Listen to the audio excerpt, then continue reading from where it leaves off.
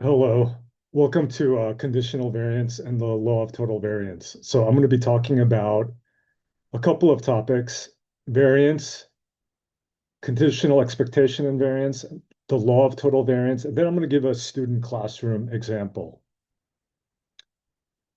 Now we're going to start off looking at the normal distribution with different variances, right? So we've got it centered around zero, the mean, and then we've got 10 squared and then 50 squared. Now, you can see how much information this has in the tails, right? This blue normal distribution, which is not a lot, right? Versus the amount of information that we have here. I mean, approximately a lot of it, right? So we could see that the distribution that has the more variance has more information, right? The outcome of events, there's more there's a probability of more extreme events, right? So variance is information. That's kind of the point that I'm trying to make.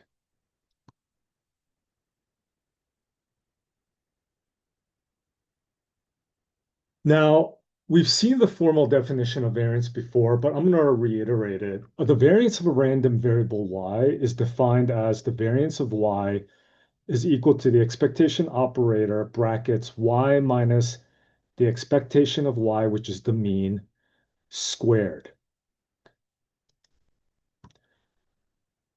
We could call this sum, we could call this the squared deviation, right? And then we're going to sum it later on, right? And this is the mean of that term, okay?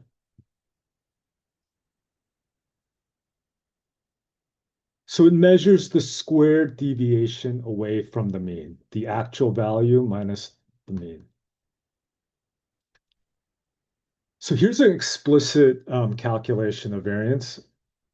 We've got this y and we got these set of values. We want to compute the population of variance of y, and we're going to do this step by step. So we calculate the overall mean, which is pretty straightforward, right?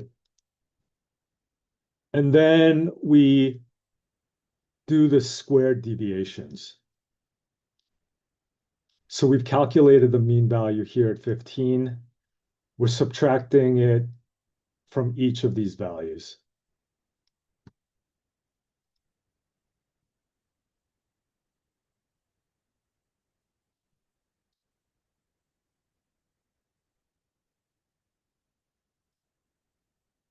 Now, once we calculate these squared deviations, we're just going to sum them up and then divide it by the number of elements in that particular list. Okay, so we get these calculations and then we add it up and we get the population variance.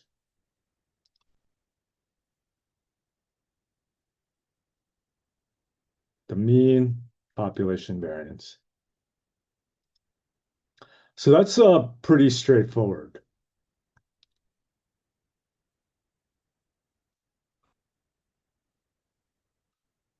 Now we implement it in Python, I mean, which is also pretty clear.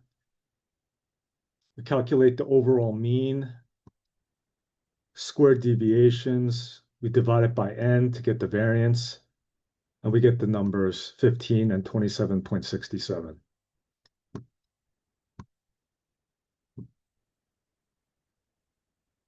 Now, moving on to the conditional expectation and conditional variance. So the conditional expectation of a random variable y given another random variable x is defined as the expectation operator of y given x. And that's g of x, which is a function representing the expected value of y when x is known or fixed. Okay. So we see two different representations of the conditional expectation, one in the discrete case and then the other in the continuous case, right? So the discrete case is always characterized by a summation operator. We take y, which are the actual values, and then we multiply it each by probability of y given x. Okay. This is a conditional probability. Okay. And then for the continuous case,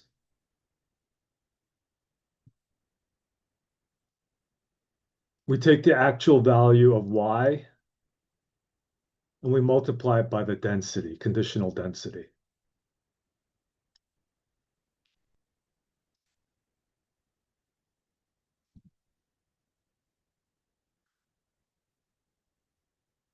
Moving on to the conditional variance. So the conditional variance of y given x is the variance of y given x equal to the expectation operator of y minus ey given x squared conditioned on x. Okay. So this captures the variability of y within the groups defined by x.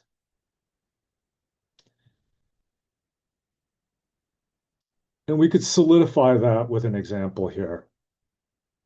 We've got observation 1 through 6, x is A and B, and then we've got the y values corresponding to A and B. A simple table. Now, if we wanted to calculate,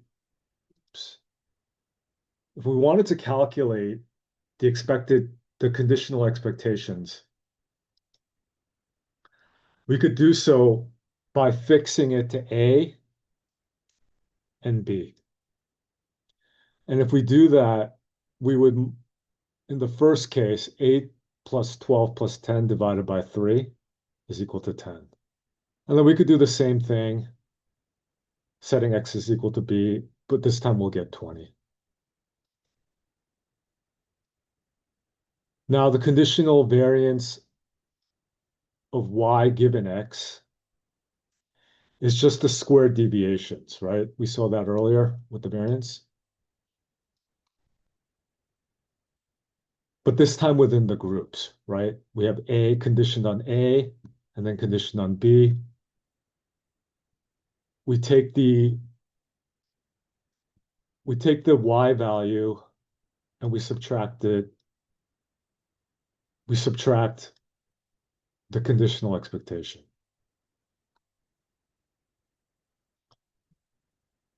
So that's what we're doing right here.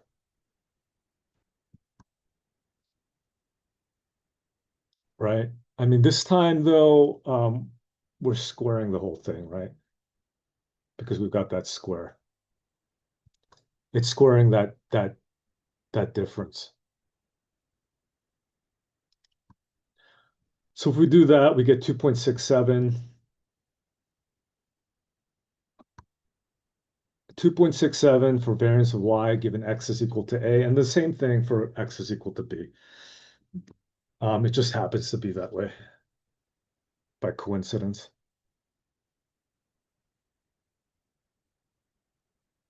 So here we look at basically a summary table, which is useful. So we've got the y, x, and y values, and then the conditional expectation, and then the variances, conditional variances. Okay.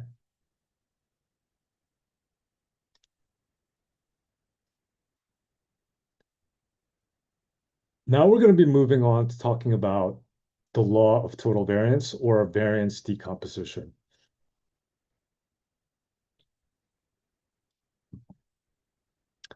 And it's the total variance of random variable y, and it's decomposed into the following.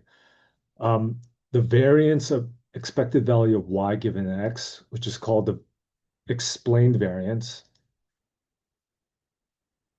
and then the expected value of the conditional variance of y given x, and that's the unexplained.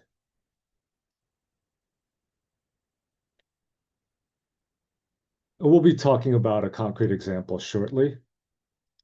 But before that, let's talk about explained variance. So the explained variance is the variance explained by the predictor X, how much the conditional expectation varies. Okay, so obviously, when you've got a variance operator around this conditional expectation, you're looking at the variance of this, right? How much it varies. Okay, if we broke this down into two pieces, recall the variance formula that we saw earlier. If you want to just simplify it, right? That's that's what we're using, right? Something similar, more like this, right? But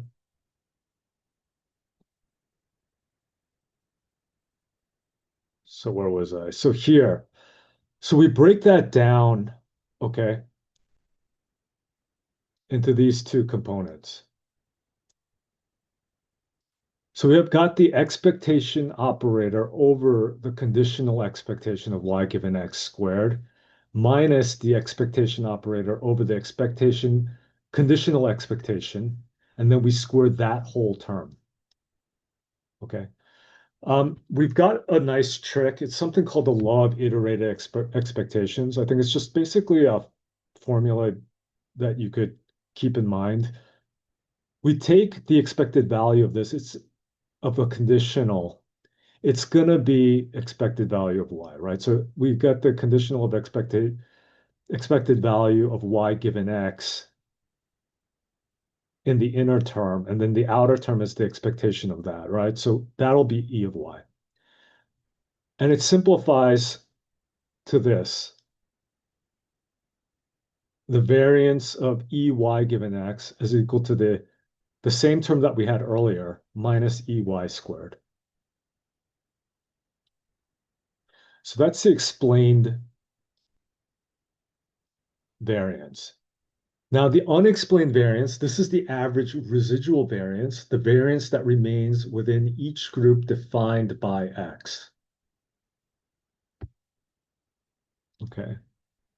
So we take the expected value of the conditional variance, which is basically saying the mean of this term. And if we do a discrete case, we're going to use a summation operator, the probability of x times the variance of y given x. And if we were to do it in a continuous case, we would do variance of y given x times the density of x. Okay.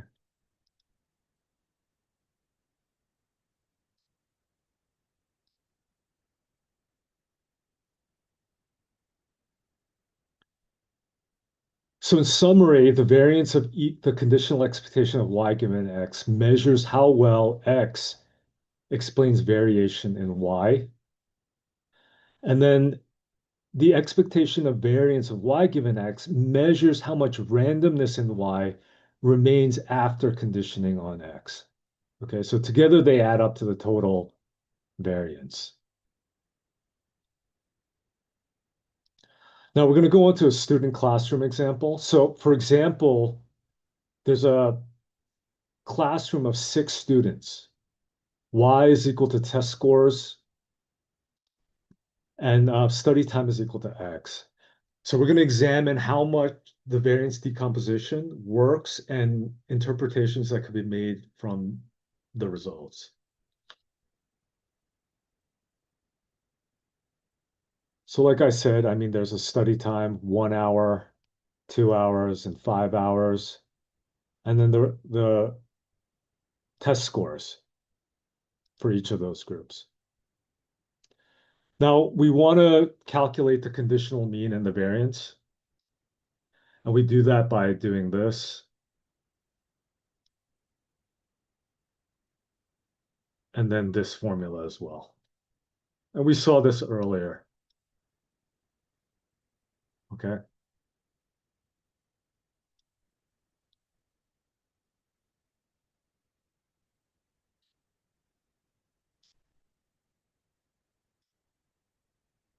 Now, if we calculate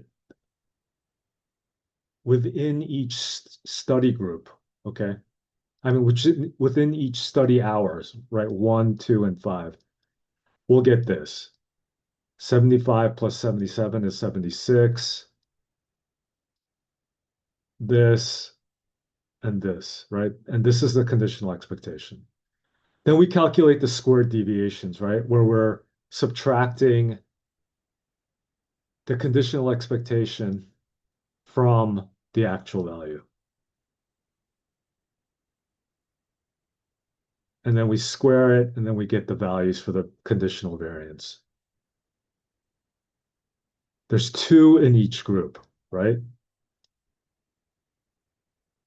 And we get the probabilities, which is 2, 6, 2, 6, 2, 6. Pretty straightforward. Um,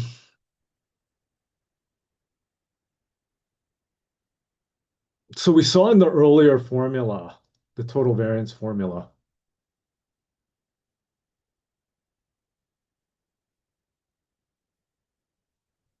these two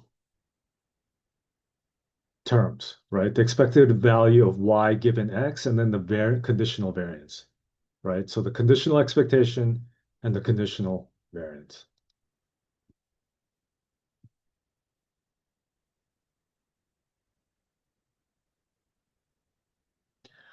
A third thing that we're going to do in this step is compute the overall mean.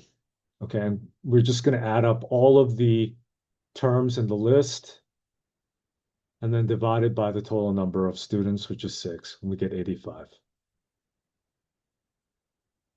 Okay.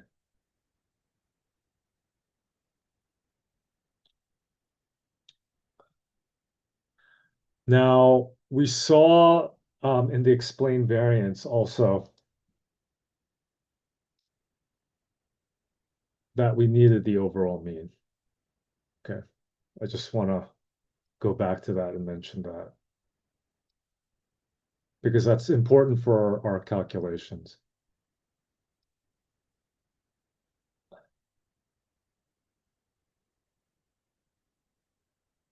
So when we do this explained variance,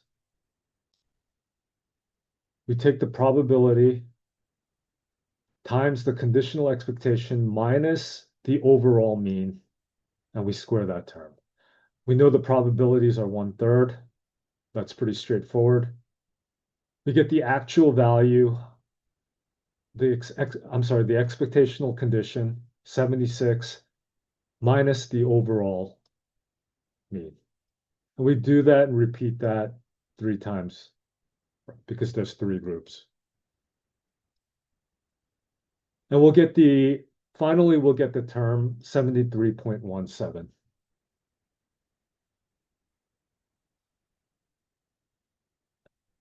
After doing the math. Now, the unexplained variance is the probability times the conditional variance, right? And we calculated that.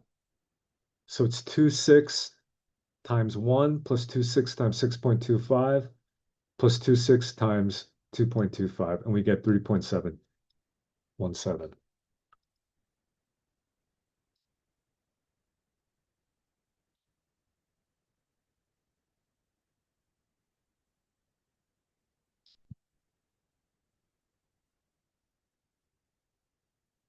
And the total decomposed variance comes out to 76.34. Now, if we did the actual variance calculation straight, just the variance of y, and not do the decomposition, it comes out to 76.33. It's just adding the squared deviations, right? And then dividing by the total sample size, right? This discrepancy is due to just fractional rounding errors. When we actually write a computer program for this, basically it'll come out perfectly. And you'll see that shortly.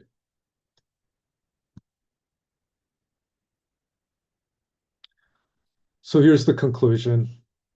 Like I mentioned, the small discrepancy, but similar nonetheless, right? I mean, it's equivalent.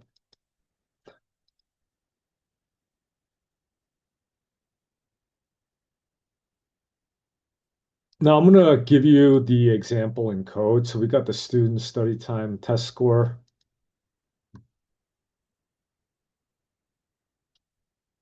It comes out like this table here.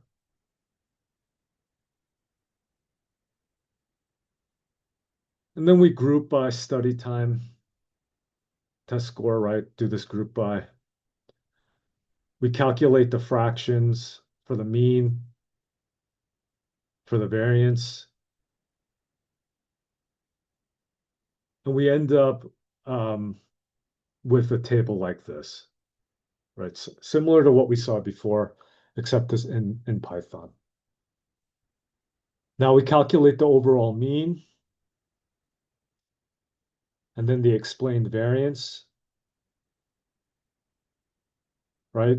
The deviation, conditional expectation minus the overall mean squared times the probabilities, we get 439.6.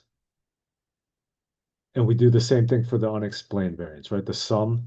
Remember the summation operators for discrete cases? The probability of x times the conditional variance. We get 19.6. This 19 comma 6 is just 19 divided by 6, 439 divided by 6. Now we add it, the total decomposed variance, right? The explained variance plus the unexplained. And then we do the actual variance, right? Similar to the ones before where we just take the straight calculation, y minus expected value of y, right? We use that. And we run it, we get the explained variance is 439.6, 19.6. If we add these two terms together, we're going to get 229.3. And then this is the total variance, the actual total variance here. We'll get 229.3. So it's perfect and it's equivalent.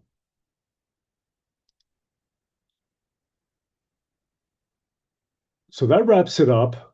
Thank you very much. You'll see the notebook in the description, the link to the notebook. And thank you, and I'll see you soon.